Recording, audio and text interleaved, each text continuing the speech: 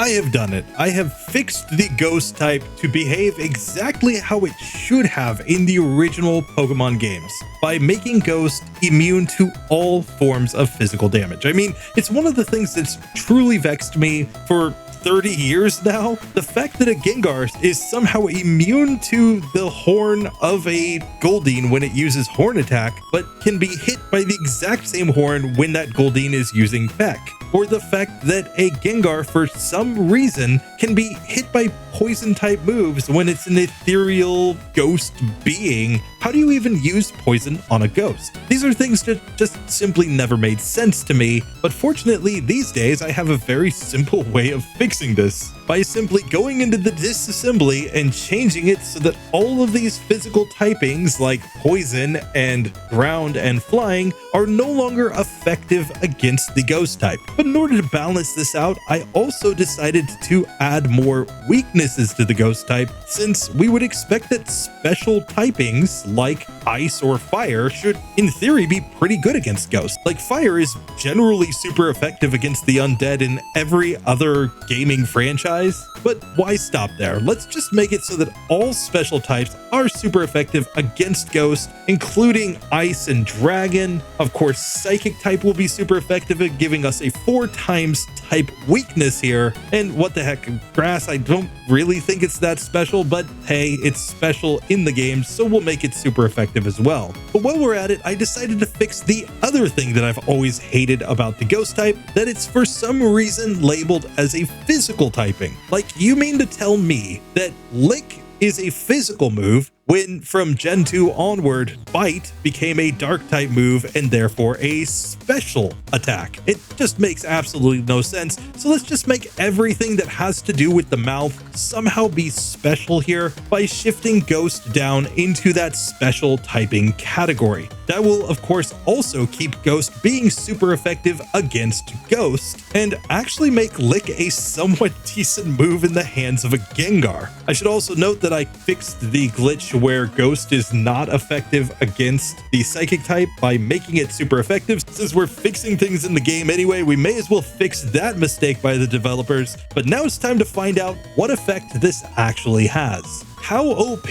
will this Gengar be when it can only be affected by special type moves, but is weak to all special typings? Will it remain as one of the most OP Pokemon in Gen 1, or will it actually come back down to earth due to those additional weaknesses? Let's get into this and find out. But in order to test this properly, I decided that we needed to do this in Pokemon Red and Blue for one very specific reason. The gym leaders are actually more true to their original typings, like Koga is actually a poison type gym leader in this one, and more of the gym leaders have smart AI, including Blaine and Lieutenant Surge, so we're going to actually get hit by more of those special typings that can actually affect us. So today, as Professor Oak meets us outside of Pallet Town, he's going to take us into the lab for an experiment. He has put a Gengar in the place of this Charmander here. So we're going to take this one and find out just how broken this Pokemon would be with these settings.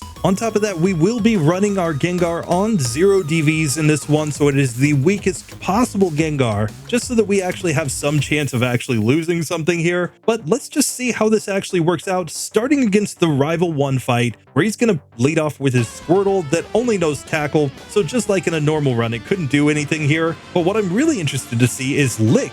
Lick is actually doing decent damage now that it's a special move. We also paralyzed the Squirtle, and I think that's going to really be all that we need here. It looks like this is going to be a 4 or 5 hit KO, but basically it's almost on par with Nightshade at this point because of the fact that it's using our same type attack bonus, and it's also using our special stat instead of our attack stat. So we get to level 6 there with our real Ghost, and it's time to now go through the rest of the game. Now, I have to apologize to you all. I intended to have this video out for Halloween. However, my wife was out of town for a couple weeks, so I wasn't able to complete the run until now. But hey, better late than never. Let's get through this one. I mean, I'm sure you guys watched plenty of Gengar and Haunter runs on Halloween anyway. And I just want to give a massive thank you to the people who commented on the previous video where we did that Levitate Haunter in Pokemon Yellow, stating that not only should we make Gengar immune to all physical multiple types of damage, but also make it weak to special typings, kind of doing a pseudo Wonder Guard here in Gen 1. I thought it was a fun enough idea that I just had to try it out. So just a massive thank you to those folks for their comments on the previous video. And with that, let's just get through this. Obviously, there's nothing to do here in Viridian Forest other than to take on the final trainer with a Weedle, who normally would do like 1 damage against a ghost Pokemon, but here it's just going to be able to do nothing. Oh no, wait a second. It was at this point, however, where I realized I had made a mistake. You see, it turns out that when you just try to move the ghost from being physical to special in Gen 1, it somehow completely breaks the game's ability to understand type effectiveness. Case in point, me getting hit by moves like Poison and Tackle, in spite of the fact that the type matchups are clearly programmed to make Ghost immune to them. The only fix that I could seem to find was to again make it so that Ghost was a physical typing, and then everything just worked. So it's clearly a quirk of the game engine somewhere. I just couldn't track it down in time to fix it for this video. Fortunately, by changing that back to a physical typing, now everything seems to work, though Lick is only now doing 3 damage because it's using our terrible attack stat. So we're just gonna have to deal with the fact that while Ghost should have been a special typing, it's going to be physical in this one. But now with everything working properly, we can come back and fight against the bug catcher in Viridian Forest. And fortunately, this time he can deal no damage to us, so we have a guaranteed victory. And with that, we're going to be ready to go and take on Brocky Boy. Let's just see how he goes. Normally, the only way that you can lose here, of course, is if you use attacking moves on the Onix while it's using Bide. We have no way to bypass the fact that Bide will just return double the damage dealt to the Pokemon. It's the same for fixed damage moves like Nightshade, Sonic Boom, and Seismic Toss. They just ignore all type effectivenesses and just deal the fixed damage. It's something that we can't get around in this one. Still, let's get into this Brock fight, and this should be incredibly easy, but let's see how it actually goes.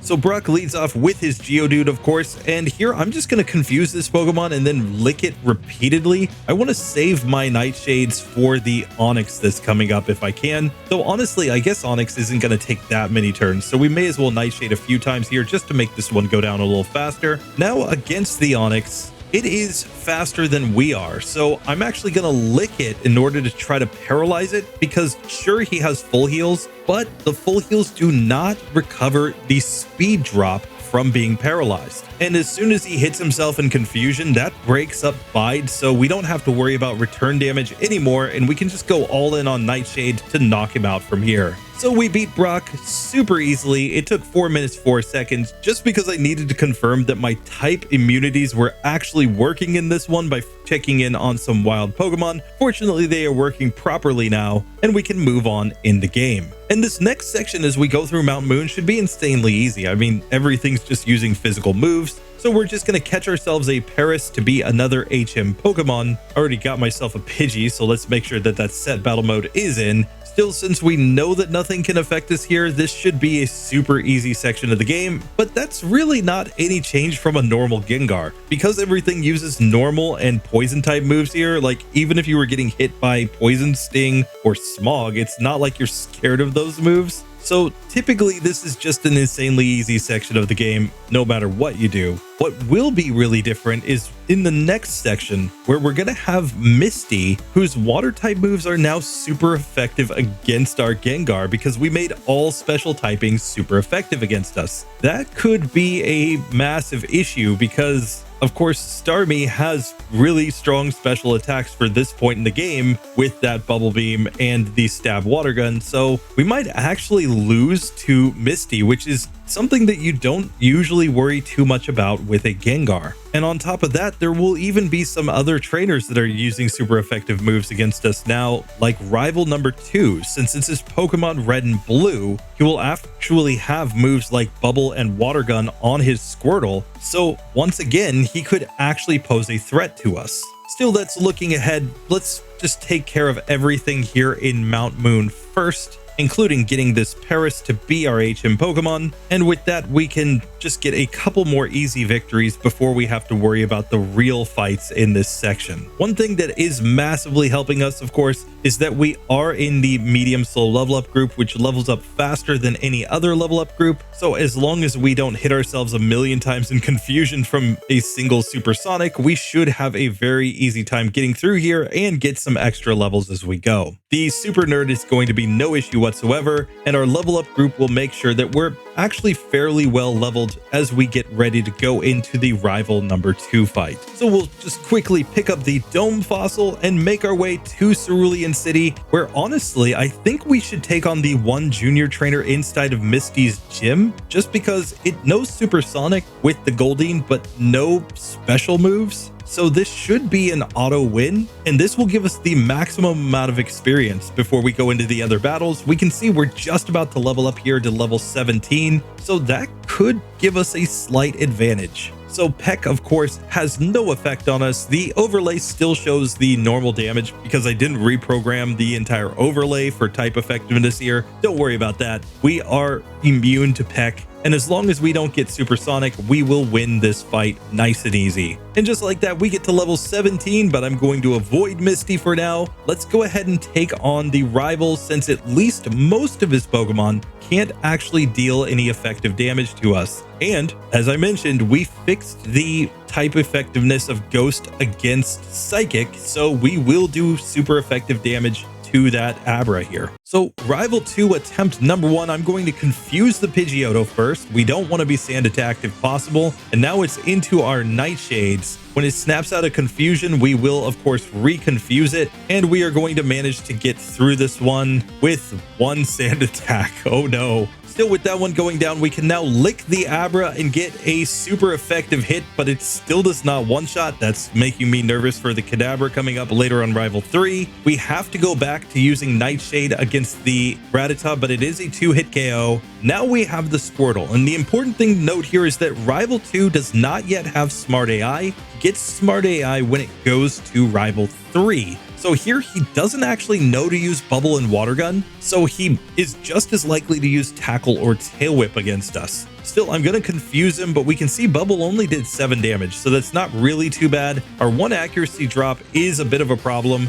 but then he tries to tackle us, and then finally he goes Water Gun, which does massive damage. So I'm going to confuse him again just to be safe, and then we lick him down. So just like that, we do manage to get through the rival number 2 fight on the first attempt without any major issues. And now we're going to make our way up towards Billy Boy's house, where I believe there's only one trainer in this section that will actually be able to damage us with special moves, and that will be the Oddish Lass. Now remember, I made Grass super effective against Ghost, but we're also a poison type which resists grass type moves. So we're only going to be neutrally affected by grass. It's like the one special typing that won't actually be super effective against our Ghost because of the way that we've set this up. And since Absorb is just an incredibly weak move, it will be doing more damage than it normally would do, because normally we'd be 2 times resistant to it. Here we're just neutrally affected by it, but I don't think that's going to make that big of a difference as we go through this. The much bigger risk to us, of course, is that this second Lass on the Nugget Bridge managed to use a couple of sand attacks on me, and that meant that all of my moves basically missed. So we actually had to get all the way to struggle here against this Nidoran, and we're just missing over and over again because of Gen 1 accuracy mechanics. So we've got to keep that in mind, and it's just due to the fact that we have no other move to use against a Pidgey than simply going Nightshade, which is never going to score 1-hit KO at this point in the game. Still, everything else was no threat to us, so it's time to take on the Oddish Lass, where we have to use Nightshade on the Pidgey, but we can just Lick against the Oddish. I think that's the way to go. I'm still going to confuse them because Lick shouldn't do that much damage, but we can see they did 3 damage to us with the first of their Absorbs. The game will still say that we resist the move Absorb, but that's just because of a glitch of how the game shows type effectiveness. It doesn't understand the case where one type resists an attack and the other type is weak to that attack. It just defaults to either saying it's not very effective or it's super effective, even though neutral effective damage is being dealt. Still, we take down that first Oddish. I'm going to confuse the Pidgey and now go into my Nightshades just because I really don't want another case of getting hit by that sand attack, and then 2 Nightshades will just finish off the second Oddish, giving us the victory and getting us to Billy Boy's house. Now Bill's gonna run into the closet because he's scared by the ghost, and we're going to have to use the teleporter to force him to come back out. However, once we explain how ridiculous this challenge is, he's gonna be so impressed that he's gonna give us that SS ticket, and we're gonna run down south without even checking what he was looking at on his computer. But now, before I take on Misty, I'm actually gonna try my hand at the innocent bystander, because funny enough, his Machop is free, but the Drowsy's confusion will be 4 times super effective against us, and I kind of want to see how that works out, so let's just see. First things first, against the Machop, we can just do anything. I'll just do a bunch of Nightshades to knock this one out, and that brings out the Drowsy. As we get to level 23, we're going to confuse it. It hits itself in confusion. I can go Lick, which is super effective. It disables my Lick, and now I just use Nightshade to knock it out after that. Fortunately, it didn't have enough HP, and he doesn't have smart AI, so he never used any psychic type moves against us. Sabrina, on the other hand, will have smart AI in this version of the game, something that she lost inexplicably in Pokemon Yellow, and that means that when we get to that gym, it's going to be really tough. But for now, we've got to try our hand at Misty, whose water type moves are also now super effective against Ghosts, so this could be utterly ridiculous. Let's see if it's actually possible or not.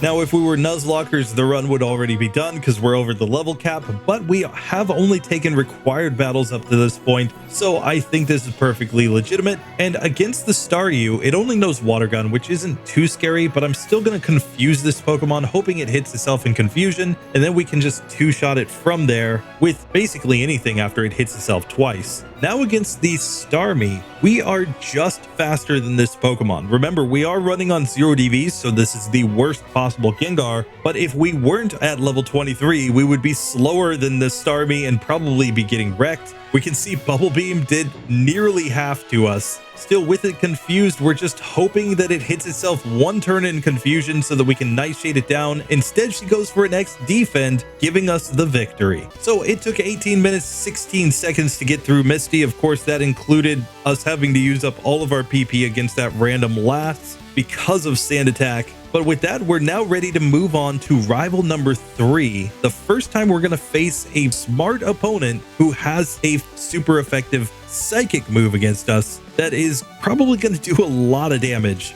Let's see how that Kadabra actually goes. I'm honestly most nervous about that Pokemon. If we can get through that, I think Lieutenant Surge will actually be a bit of a joke. I mean, after all, we've been stunting on him in the ultra minimum battles runs that we've done on the channel, so I honestly don't think he's going to actually do that much to us when we're properly leveled going into the fight. Still, who knows? 2 times super effective Thunderbolt might actually be enough to knock us out. First things first though, Rival 3, he is the only required battle on the SSN, and there are no other required battles currently available. We do have 2 rare candies if we run into a wall here, but let's find out if level 25 is enough to get this to go. Now, of course, he leads off with his Pidgeotto that doesn't have any moves that are effective against us. Still, I'm going to confuse it because I'm pretty sure it's going to want to Sand Attack us, and I really don't want to be Sand Attacked here. We managed to take it down with no accuracy drops. Now against the Raticate, there's nothing to do, just go Nightshade and easily win, but now it's Kadabra time.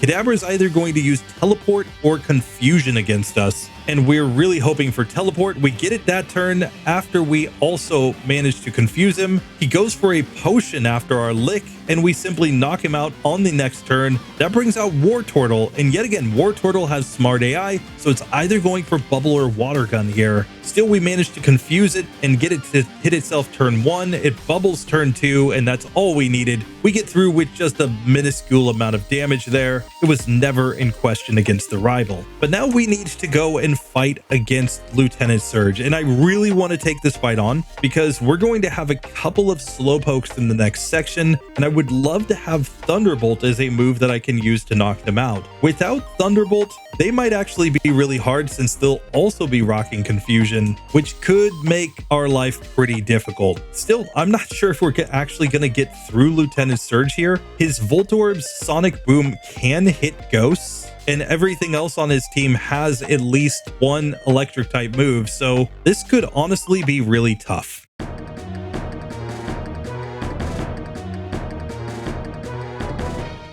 So Surgy Boy leads off with his Voltorb. I don't think he's smart enough to know to just go for Sonic Boom. He thinks the move is normal types, so he's just going to randomize thinking all of his moves are ineffective. Still, I think we should confuse this Pokemon. Then it will take 2 Nightshades to knock it out. Unfortunately, he just went for Screech, which is perfect. On the Pikachu, we're going to get a 2-hit KO as it uses Thunder Wave to paralyze us. That brings us to the Raichu, which is either going Thunder Shock or Thunderbolt here. It goes Thunder Shock turn 1 as we confuse it. Since we're paralyzed, I really do want to go for Lick here to paralyze it, but a critical hit Thunderbolt just ends me. And I think this makes sense. Like, electricity hitting ghosts does make sense to me, and usually something like Thunder or Bolt is a magical ability in other gaming franchises, so I think it's pretty legit that we can be damaged here. We're just really hoping not to get hit by that Thunder Wave if at all possible. This time we get to Raichu after having taken a Sonic Boom but no paralysis, so we're faster than the Raichu at level 26 and we can confuse it right away. It still goes for Thunder Shock and manages to paralyze me, and then it just hits the next turn as well. So that's 2 resets on Lieutenant Surge. So I think we have to reset anytime we take a Sonic Boom from the first Voltorb, and I think we have to reset if we get paralyzed by the Pikachu. This could take a few attempts, but like I said, I think we need this one if we're actually going to manage to get through the rock tunnel. So this time we get through the Voltorb with no damage, and we get an X speed from the Pikachu. It's still not faster than us after the X speed, so we can just knock it out in 2 hits. Back to the Raichu again. It goes Thunder Shock turn 1. We get the paralysis with Lick turn 2 and it's confused. Now we can go into our Nightshade. It hits the Thunderbolt and paralyzes us, but we survive with 4 HP and we were still faster after the paralysis. So we knock it out, finally on the 6th attempt against the Trash Man. For once, he's getting a little revenge on us for talking trash about him all the time. 25 minutes and 7 seconds to get the Thunder Badge. But that will also get us access to Thunderbolt, which is what we really wanted here. And now we can move on in the game. And honestly, as we go further into the game, we're mostly going to be facing more and more trainers that have special typings. Like, most of the Elite Four is going to have super effective moves against us. So it's not like this is going to be an easy run by any means. I think we're going to have to go with sleep strats as we get later and later into the run. But for now, this is working out well enough that we should be able to at least progress up to Erica, who, remember, is only going to have neutrally effective moves against us, and that's probably all we actually need. But as mentioned, what I was really worried about here was this first Pokemaniac. Of course, we have nothing to worry about from the Cubone since Bone Club can't hit us as it's a physical move, allowing us to just get a 3-hit KO victory there. But as we get to level 28, we have the Slowpoke, and Pokemaniacs have smart AI, so they will use Confusion here 100% of the time against this Pokemon that's weak to confusion. So we need the Thunderbolt to just one-shot there, and that allows us to get through without taking a bunch of damage and having to go out and heal over and over again, or even possibly losing these fights. Instead, we can just get the easy 1-hit KO victories. On the other hand, we do have to deal with the fact that a random Bulbasaur in there is doing a lot more damage with its Vine Whip, causing us to again have to run out and heal due to the fact that we were both paralyzed by Stun Spore and on low health. So we're starting to see fights not be like completely free. They're getting harder as we progress. Still, the Rock Tunnel Hiker should pose no issues for us since he can't even hit a rock throw against us. We can just spam Lick here and there's literally nothing he can do. If he wants to boom, he can boom, but none of his moves are actually going to damage us in any way, shape, or form. Now we level up to level 29, allowing us to get access to Hypnosis. I'm actually going to go ahead and learn this move. I'm going to learn it over Confuse Ray for now. I'm actually going to keep Lick since Lick is super effective against psychic types since I fixed that type interaction.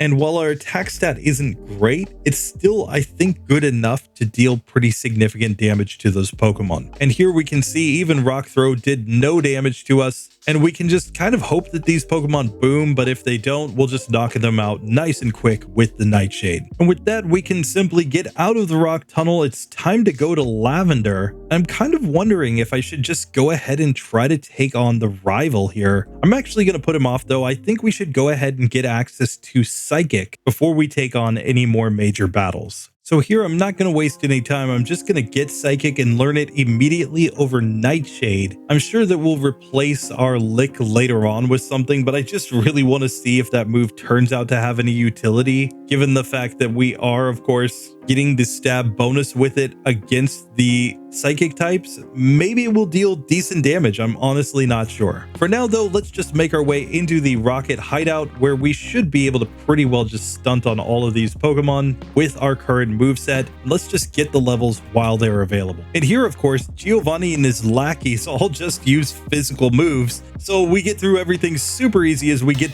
to the final boss at the end of this section. And against the Onix, it can't even go Rock Throw, and we'll just Psychic to one-shot that Pokemon as we get to level 32. Psychic destroys the Rhyhorn. We'll switch to Thunderbolt on the Kangaskhan since it's technically a little bit stronger, but it's going to be a 2-hit KO either way. Still, there's nothing to worry about against Giovanni here. He can't even damage us in this section. But now we have a choice. Do we go and try to take on Erica, keeping in mind that 2 of her Pokemon are weak against Psychic, or do we go try to take on the rival? Usually the rival is super easy, but he does have at least some special moves here. I'm going to at least try Erica one time. The trainer before Erica, the beauty with the single execute, is actually free here. It will just spam Hypnosis over and over again. So we should have a reasonable chance of getting through this section, but let's just see. Razor Leaf will be neutrally effective, as will Petal Dance. So who knows? Maybe this is going to be tough. Let's find out.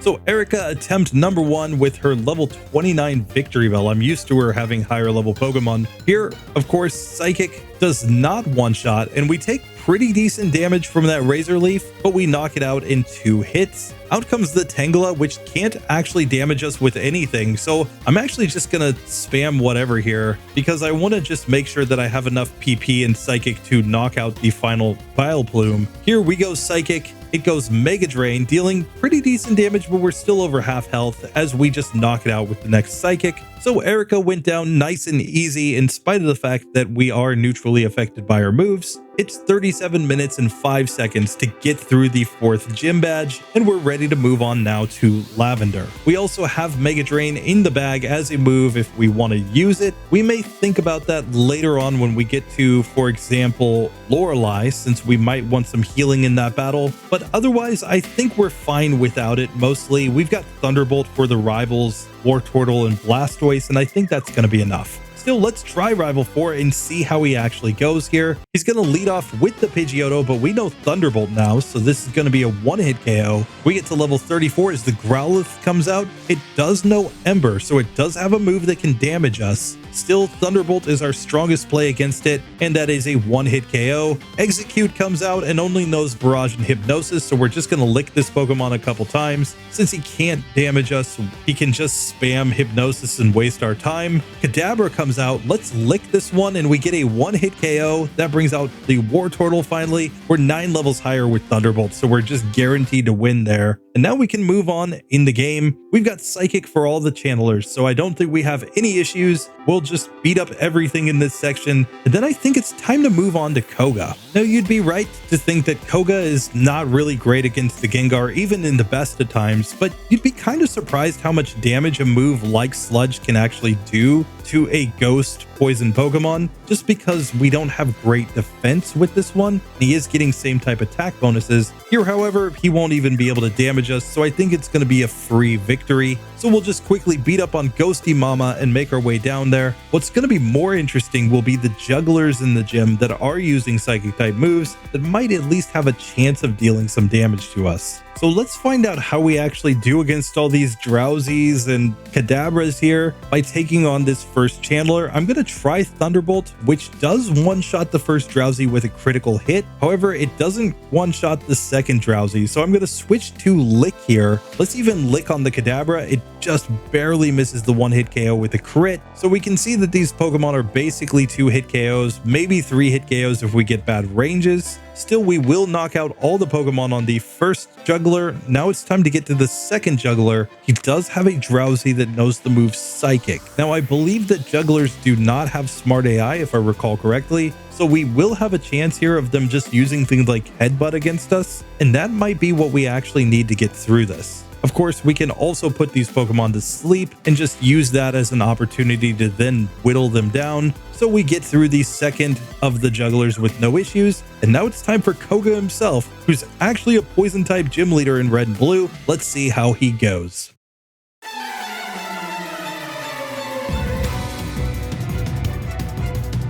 Now, of course, Koga's main strategy is just to hide like a ninja, which means he's just going to use a bunch of smoke screens and minimizes against us. Still, we have Psychic, and we one-shot the first Coughing. We get to level up. We could even learn Dream Eater here. I'm going to skip this move for now because it is a TM. We could always learn it later, maybe for Agatha. But for now, we're to the muck. We go Psychic. It's not a one-hitter, but Sludge does not affect us because of our changes that are made to this ROM. So we two-shot that Pokemon. We knock out the next Coughing, and now the final Wheezing can do nothing to us. We're immune to Toxic, and its other moves also will not affect our Ghost type Pokemon, but Psychic just one-shots there. So 43 minutes, 45 seconds to get through Koga, really no issues. And now we have a badge boost in speed, so we're going to be faster than everything. With the Hypnosis, I think we're good enough to basically take on anything, but I kind of want to go take on Blaney Boy. Number one, we'll get that badge boost in Special, which will at least help us be more resistant to the types that are super effective against us, and we'll actually be able to deal more damage with our special moves. But on top of that, while yes, he's going to have smart AI, he's often running really weak moves for this point in the game. We're talking about things like Ember, which should give us a pretty reasonable chance of getting through there. Plus our speed, I think we're just going to be able to put things to sleep and get the victory. But let's find out if that's actually the case. Or does Fire being 2 times super effective against Ghost actually lead us to a situation where we lose that fight in spite of him using bad strategies? Now, of course, in order to get down to Blaine, we have to get a water-type Pokemon, but fortunately, there's a free Eevee here in Celadon City, and with a Water Stone, we're going to be perfectly good to go with our Vaporeon. So before we progress in this one, you just might want to make sure to clear your browser history so that you don't end up like Billy Boy. So now, of course, we get into Blaney Boy's gym, and if we got access to Tombstoner, we would be guaranteed to have 4 times super effective damage against every one of his Pokemon, but unfortunately, we're going to have to go with what we have right here. Let's see how he actually goes.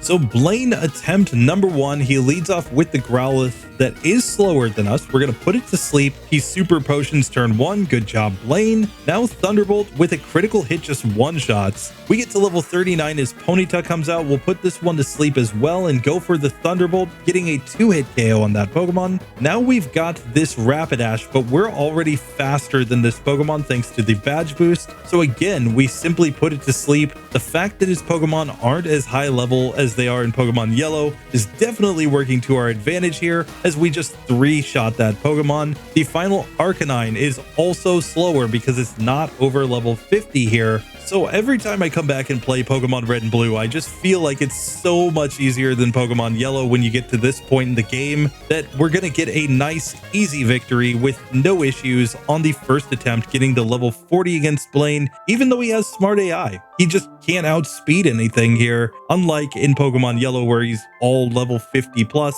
and so all of his Pokemon are super fast. We would not actually outspeed the Arcanine in Pokemon Yellow version. Still, that was nice and easy, so we get through Blaine in 49 minutes 34 seconds, and it's time now to move on to rival number 5. That is the only available battle for us, but we have gotten a badge boost in special, so we're going to deal a little bit more damage with our special moves, and that may be all that we actually need. We should already have the speed to mostly outspeed everything here as well, so I think this is going to be pretty smooth, but let's see if that's actually the case or not. So rival 5 attempt number 1, I'm just going to go Thunderbolt on the first Pidgeot because it can't affect me with anything other than Sand Attack. If we get Sand Attacked, I think we just reset, but we managed to just one-shot there, so no issue. That brings out the Growlithe, which again isn't a very strong Pokemon. Let's just see if we get the one-hitter. We do not. We get Embered and Burned here, so that's pretty bad luck. Now against the Execute though, it can't actually get any status on us, though it can Leech Seed. Okay, I wasn't thinking about the Leech Seed here. Still, we're going to be able to take this Pokemon down without too much issue.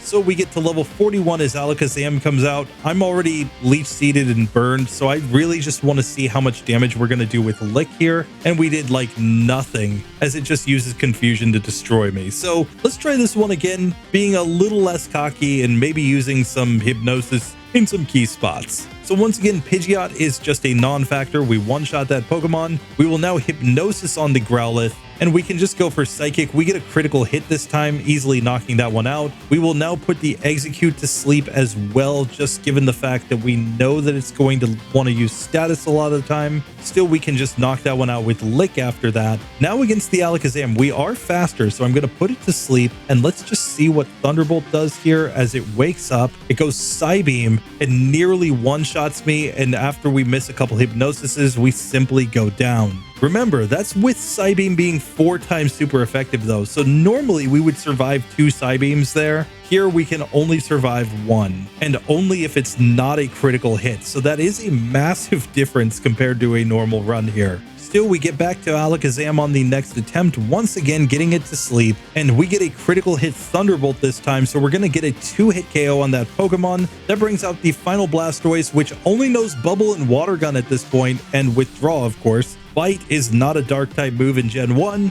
so we don't have to worry about it, and we're just going to get an easy 2-hit KO. He even potioned because we did so much damage with Thunderbolt, giving us a very easy victory once we finally got all those Pokemon to stay asleep. So only a few attempts there, really not too bad, and honestly the first one I just don't know the ranges. I'm just testing things out. Remember, I never pre-route or optimize these runs in advance, so we learn together as we go through these runs. But with that, we should have really no issues as we get ready to go into the Giovanni fight. Like, yeah, this Drowsy, it hit a Confusion, but we're not even going to worry about that because none of Giovanni's Pokemon can even affect us. So this should be a really easy victory, but let's just see if that's actually the case, or did I mismanage my PP? Here against the Nidorino, Psychic is the obvious play as we just one-shot that Pokemon. We will now go Thunderbolt on Kangaskhan, getting a 2-hit KO. Rhyhorn comes out next, and normally it could do nothing, but it really can't do anything here. Psychic is a one-shot, and now the Nidoqueen also can't do anything because we are immune to Poison Sting, so we just go Psychic and one-shot anyway. It was never in question as we get to level 43. But now with that done, we've already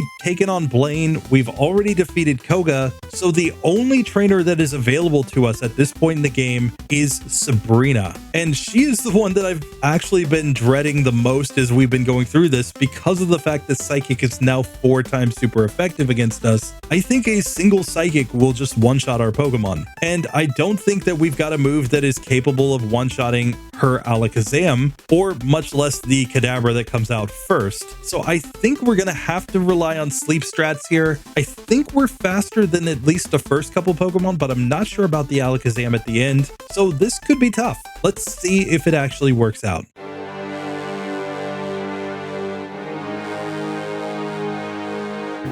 So Sabrina attempt number 1. First against her Kadabra, I put it to sleep, and now I'm going to lick this Pokemon, and it's going to be a 2-hit KO. So that's perfectly fine. Mr. Mime comes out next. We miss the first Hypnosis, but it just goes Barrier, which is perfectly fine by me. We'll go into Thunderbolt after that, and a critical hit just one-shots. That brings out the Venomoth, which does have this super effective Psybeam as well as knowing Stun Spore, so I'm going to make sure to put this Pokemon to sleep as well. In spite of the fact that it is a flying type though, I'm going to go for Psychic just to see how much damage we do, and we one-shot that Pokemon. That brings us to the final Alakazam, and we are faster. Even though we're the weakest possible Gengar, we've used no vitamins, just fought required battles, we have a speed advantage on this Pokemon because unlike Pokemon Yellow, it's not at level 50. So we take a Psywave, but we manage to get it to sleep the next turn. I'm going to go for Thunderbolt as it wakes up. We'll put it back to sleep, and this is going to be a 3-hit KO if she doesn't Hyper Potion, and fortunately we managed to take her down. So 56 minutes, 39 seconds to get through Sabrina. We're ready to move on to Giovanni, who unlike Pokemon Yellow, has not learned the fact that he's supposed to use some special moves. Instead, he's got like the worst, most disappointing team honestly ever. I remember my first playthrough of Pokemon Red and Blue getting to the 8th gym and being utterly disappointed in Giovanni because of the fact that he was such a joke in this version. Still, that's the reason why we know that the real challenge all comes after the 8 gyms. It's when you get to the Elite Four and the Champion that we're actually going to see some semblance of difficulty here. But for now, we're just going to come in here and stunt on everything in the gym, knowing that they can't even damage our Pokemon.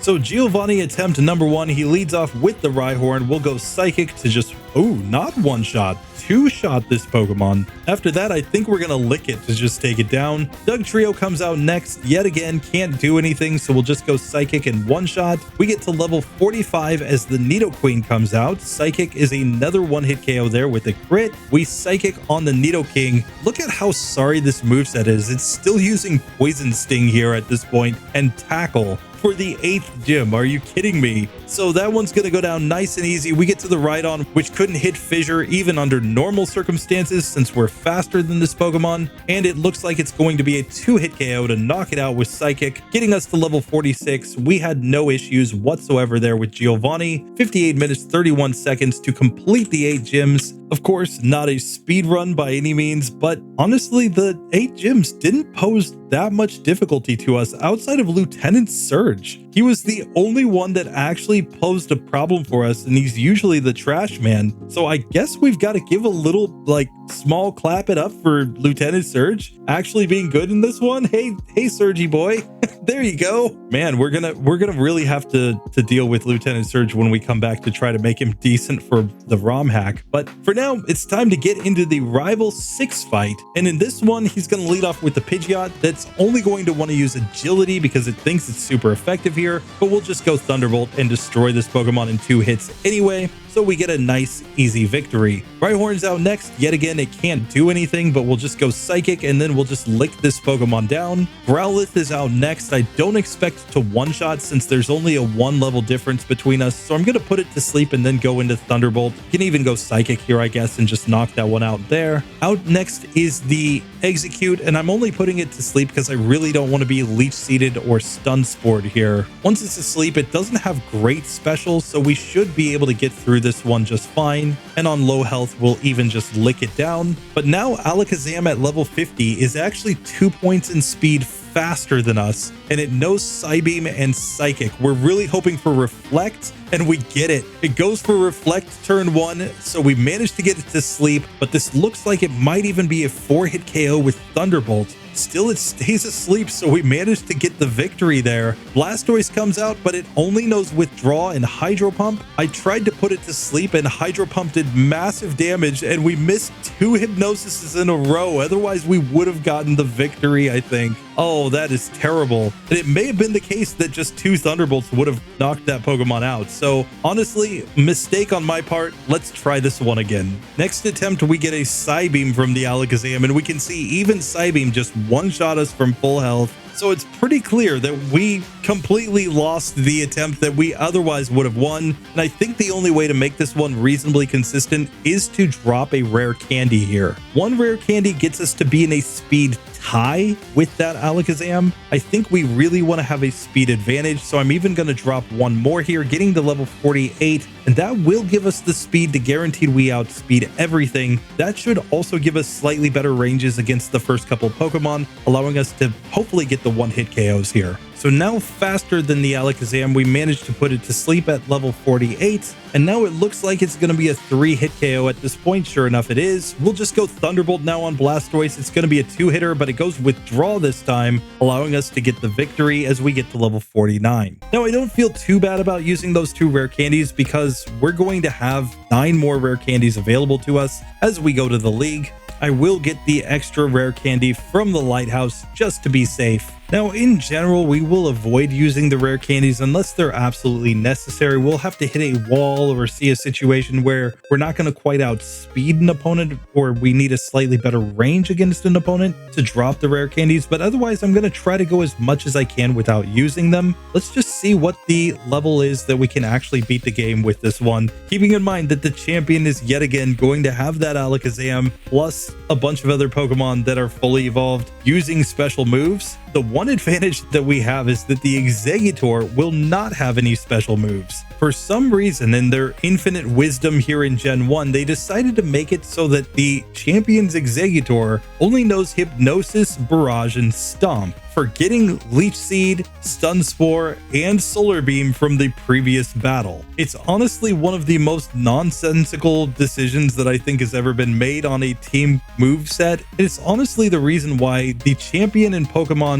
Red and Blue is pretty underwhelming overall. I don't expect him to be a massive issue outside of that Alakazam. If we can find a way through that Pokemon, I think we've got a pretty easy path to victory. Still, we have to get there first. Lorelai's going to have all super effective moves against us, basically. Bruno will be a joke. Agatha should be pretty tough. If she can get us to sleep and use Dream Eater, it's going to deal massive damage. Lance, then, in this version of the game, is funny enough only going to be a challenge with his first Gyarados, but that's pretty much par for the course with a Ghost in this version, because he only uses normal type moves with his Aerodactyl, and the same is true for his damage dealing moves on his dragons. They're just using like Hyper Beam and Slam, so I'm pretty sure we're going to get through this pretty easily, but let's just see if that's actually the way it works out. Maybe they'll surprise me. First up though, we've got to get through Lorelai. I'm going to try to go in at the level I am right now, but if it's not working out, we'll start digging into those 9 rare candies.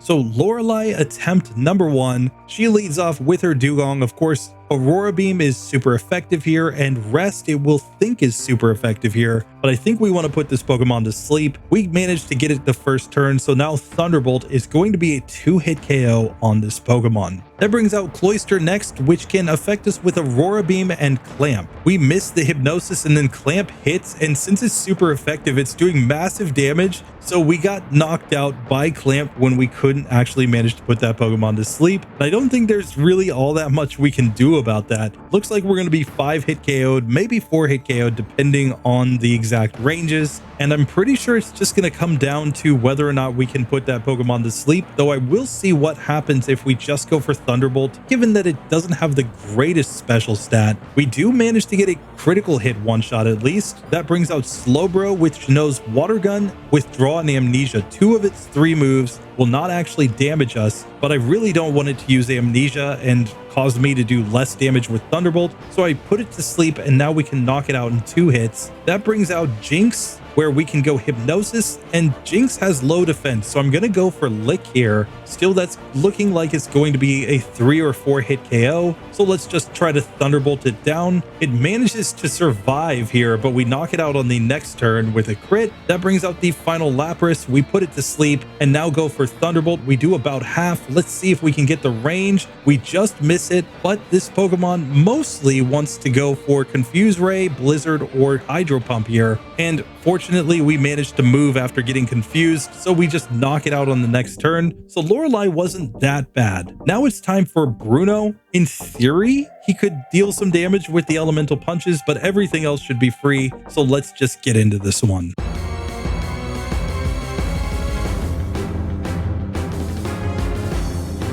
So Bruno attempt number 1, I'm just going Psychic on the Onix. It's a 1-hitter. Psychic on the Hitmonchan also gets destroyed. We get to level 51 as the Hitmonlee comes out and gets wrecked. The second Onix can do nothing. And of course, the Machamp at the very end can't even affect a Ghost in this version of the game, because if you did get here with any Ghost Pokemon, it's going to be faster, so he couldn't hit Fissure even if he wanted to. So it's an easy 2-hit KO victory. Bruno was a guaranteed victory, but we kind of knew that coming in. Now it's time for Agatha though. This is where things get a little bit nerve-wracking. We could actually have some issues here, though Psychic being super effective should help us quite a bit. So I'm just going to go ahead and use a couple PP ups there in order to make sure that I have as much PP as possible, and let's see how this fight actually goes.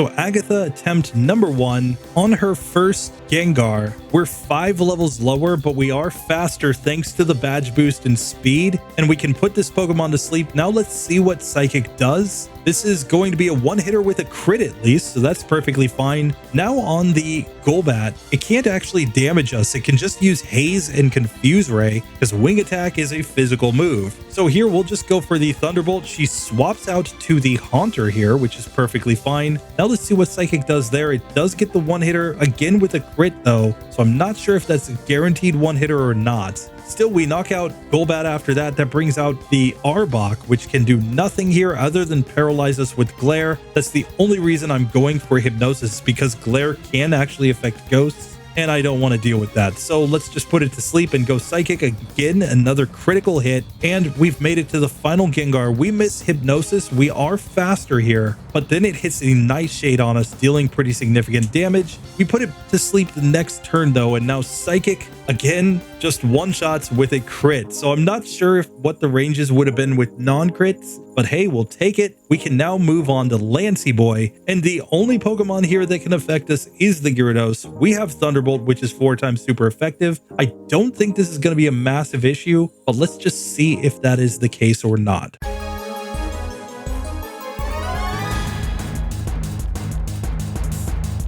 So Lance attempt number 1, we just go Thunderbolt on the Gyarados and get the one-hit KO. Now the Dragonairs do know Dragon Rage, so technically they'll go Agility or Dragon Rage here, and we would be 4-hit KO'd by Dragon Rage. So as long as we 2-hit KO these Pokemon, we're perfectly fine. Let's go for Psychic, and it does slightly less than half. So yeah, these are 3-hit KOs. We're going to need to make sure to put the Dragonairs to sleep in that case, and they are going for Agility a bunch of times. That's perfectly fine by me. I just want to make sure that I can actually get the KOs on them before I take a bunch of damage. Fortunately, I can. Now Aerodactyl can only affect us with the Supersonic. It goes for Bite instead, and we can see Thunderbolt's going to 2-hit KO there. Finally, the Dragonite does not know Dragon Rage. It only knows Agility, Slam, Barrier, and Hyper Beam, none of which really affect us here. So I'm just going to use Psychic, hoping for some special drops as it goes for a Barrier, then Agility, then another Agility. He just stands no chance here once we get to this Pokemon, and that would always be the case with a Gengar, so it's really not that big of a deal. We get a super easy victory here as we get to level 54. Lance is probably the single most improved trainer between the Pokemon Red and Blue and Pokemon Yellow versions, owing entirely to the fact that he actually gets a decent moveset on his Pokemon in Pokemon Yellow. In Pokemon Red and Blue, if you come here with basically any Pokemon that knows Thunderbolt and also has the Poison or Fighting type, you're guaranteed to win. You're going to get through 100% of the time because his AI is just going to cause him to do basically nothing against you. A Ghost Poison type Pokemon is just especially his kryptonite, which is why he should actually not be the final member. Agatha would just completely stunt on him with his moveset. Still, I guess somehow, game logic worked out, but it's time to make our way to the final challenge, the champion. I'm actually going to slap on Mega Drain here because I think there may be a case where we need to heal some damage against the Rhydon on the team. It will also give us another move that is technically super effective against the final Blastoise if we need to recover some HP there. Maybe that will give us a range where we can survive, but let's see how this actually goes. We might just be getting one-shot by the Alakazam. We might have to drop a bunch of rare candies here as we go in at level 54. If we have to use rare candies, we could get up to level 63 going into this final fight.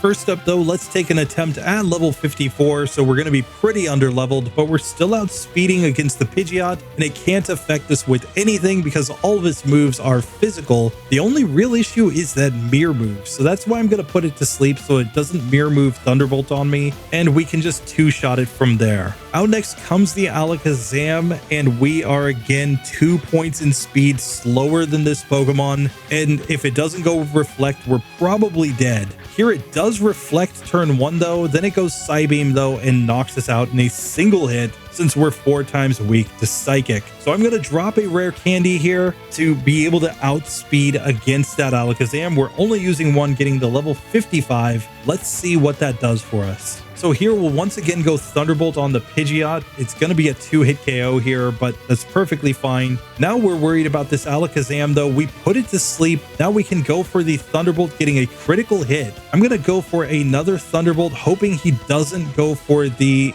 full restore. And then let's just see if Mega Drain will do it. It does. So we take that one down. We can Mega Drain on the Rhydon. It can't affect us anyway. So we'll get a free victory there. Now Arcanine can only affect us with Ember. I'm still going to put it to sleep just to avoid some sort of burn and then go into Psychic. It looks like this will be a 3-hit KO at this point, especially with the special drop. We're just guaranteed to get through there as we get to level 56 on this Exeggutor, which doesn't have any moves that can affect us. So I'm not even going to waste my time putting it to sleep. Let's just use like Psychic to lower its special stat. Like the only logic for going Hypnosis here would just be to make this fight go faster. But honestly, I just want to lower its special stat and get through. And let's make our way to that final Blastoise. We finally managed to knock Exeggutor out after a small eternity, and now on Blastoise, it knows Withdraw, Blizzard, and Hydro Pump that can technically be used against us. Bite is a normal type move, so he's smart enough not to use that move. Let's see what Thunderbolt does. It does over half. He Hydro Pumps. We're down to 14 HP, but we just use another Thunderbolt to knock him out, and just like that, we have defeated the entire game. It took an hour, 23 minutes, 57 seconds, mostly just because in a lot of cases we don't one-hit KO opponents.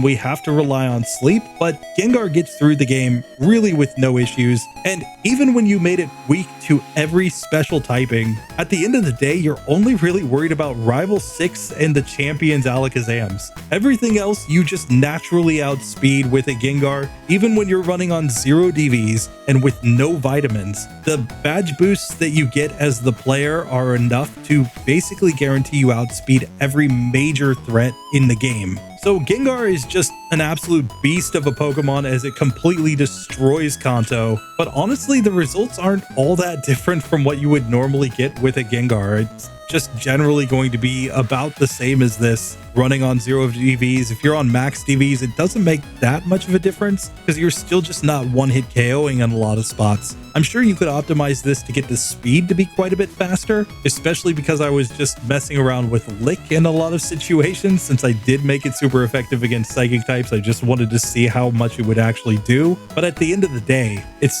basically a situation where you'd just be better off replacing that with pretty much anything and you would get through the game faster than this. Still really not bad. And as we come to the end and the rival says, why did I lose? Well, it's clearly because you didn't learn to put special moves on all of your Pokemon. And I mean, come on, your Arcanine is still running Ember at the end of the game. Like, what kind of trainer are you to be the champion? It's no wonder we had won this one. Pokemon Red and Blue always makes me laugh with some of the moveset choices. We may come back and do this in the future in Pokemon Yellow. I'll keep that maybe for next year. But for now, we have managed to get through the game and we will register our real ghost in the Hall of Fame. Anyway, that does it for this one. I've got a lot more runs planned. I have one more that was supposed to come out last month, but again, like I said, my wife was out of town for a couple weeks. I was home alone with the baby, working full time, doing as much as I could. But, you know, when you have a 1.5-year-old, you're not really going to be able to sit down and just like grind Pokemon or, you know, even edit up the runs that I've already gotten done. So it's just going to be a little bit delayed, but there will be a Fire Ghost Ninetales coming up. And of course, we're going to have to give it an appropriate moveset given the fact that it is a ghost Pokemon. So stick around for that. And into the end of the year, we're just going to have a ton more runs. I'm also working on a couple special projects in the background that hopefully will get to a point where I can actually, you know, do something with them in the next few weeks. And if you haven't already heard about my other channel, IRL Pokemon Challenges, I just posted a video over there about the fact that I've become a permanent resident in Japan. Anyway, that does it for me. I hope you guys enjoyed this one. I will see you in the next one. Later.